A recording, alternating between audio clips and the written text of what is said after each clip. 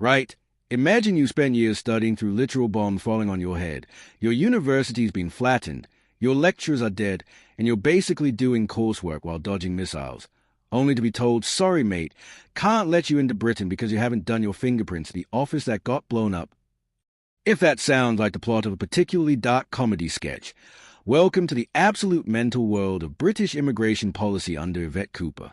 But here's the kicker that'll make your brain do somersaults.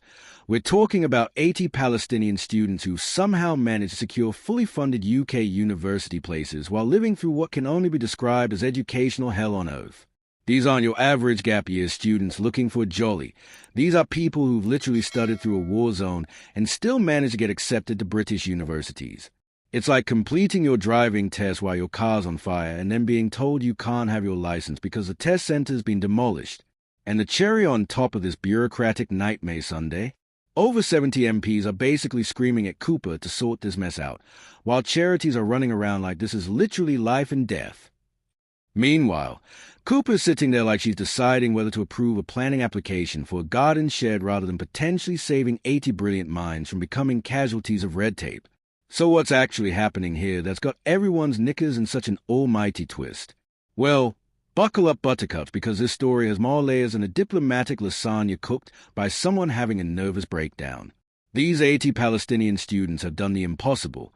They've managed to secure fully funded places at UK universities while living in Gaza, which is currently about as conducive to academic achievement as trying to write your dissertation during an earthquake in a library that's on fire. But here's where British bureaucracy shows its true colours. In order to get a UK visa, you need to provide biometric data. That means photos and fingerprints, which sounds reasonable until you realize that the UK's authorized biometric center in Gaza was closed in October 2023 after the Hamas attack.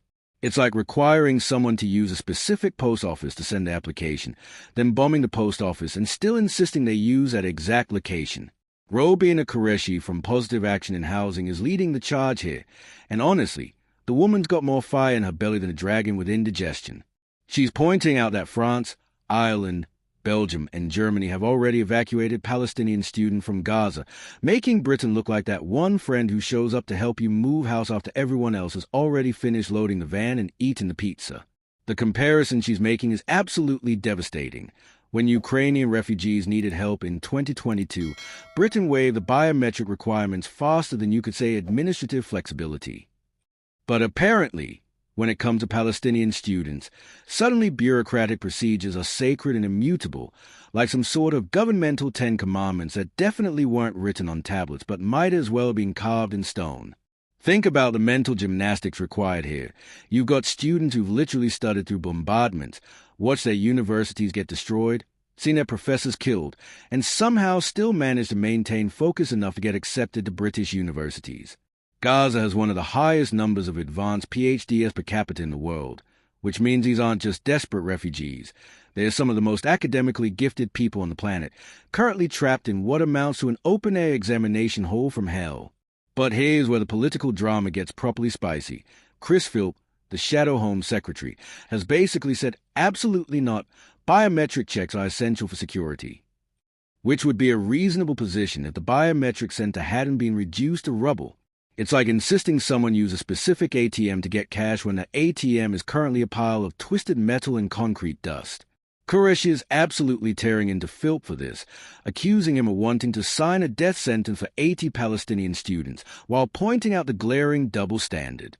Where was this rigid insistence on biometric checks when Ukrainian refugees needed help? Apparently, selective compassion is the order of the day, and someone's decided that Palestinian students don't qualify for the same emergency flexibility that was extended to others. The timing is absolutely mental too. All 80 students are supposed to start their courses in a matter of weeks. September's approaching faster than a deadline you've been ignoring, and these students are stuck in limbo because Britain can't figure out how to process paperwork when the office has been blown up. It's like being accepted to your dream job, but being told you can't start because the HR department is currently a crater. Meanwhile, these students are living through conditions that would make most of us curl up in a corner and give up entirely. They are queuing at bombed aid sites, watching famine spread, living under constant aerial assault, and yet somehow they are still trying to navigate the Byzantine maze of British immigration policy. It's like trying to fill out a tax return while someone's throwing rocks at your head. Technically possible, but hardly ideal condition for administrative tasks. The charity is making the completely reasonable point that biometric data can be collected after arrival or in a safe third country like Jordan. It's not like they're asking to abandon security checks entirely. They're just suggesting maybe we don't require people to use facilities that have been reduced to rubble. Revolutionary concept. Really? But here's what's really got everyone fuming. The implication that one potential security risk justifies blocking all 80 students. That's collective punishment disguised as security policy, like canceling an entire concert because one person in the audience might have a cough. Barry Gardner, one of the Labour MPs supporting the campaign, put it perfectly. You don't say, somebody might break the law, so we're not going to allow anybody to come. The comparison with Ukrainian refugees keeps coming up, and honestly, it's hard to ignore. When Ukrainian students needed help, Britain moved heaven and earth to cut through red tape and get them to safety. Biometric requirements, waive. Administrative hurdles, swept aside. Emergency protocols, activated faster than you could say humanitarian crisis.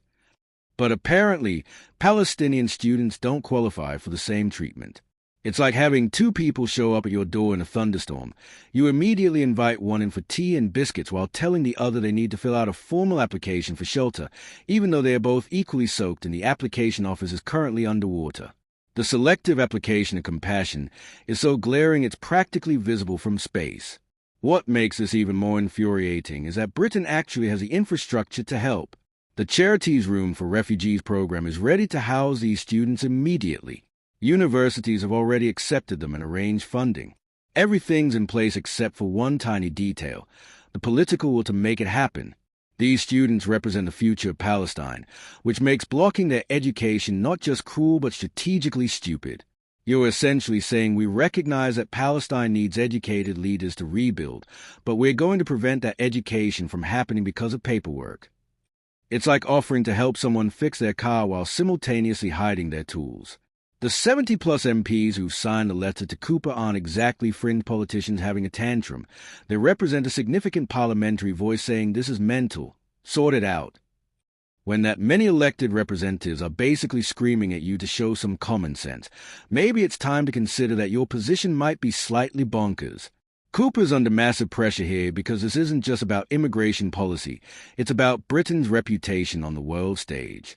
While other European countries are stepping up to help, Britain's stuck in bureaucratic paralysis, looking like the person who shows up to a group project having done absolutely nothing while everyone else has finished the work. The life and death framing isn't hyperbole either. These students are trapped in an active war zone with confirmed university places that could literally save their lives. Every day of delay increases the risk that these brilliant minds become casualties not of war, but of administrative incompetence. It's like watching someone drowning while you debate whether they filled out the proper swimming permit applications.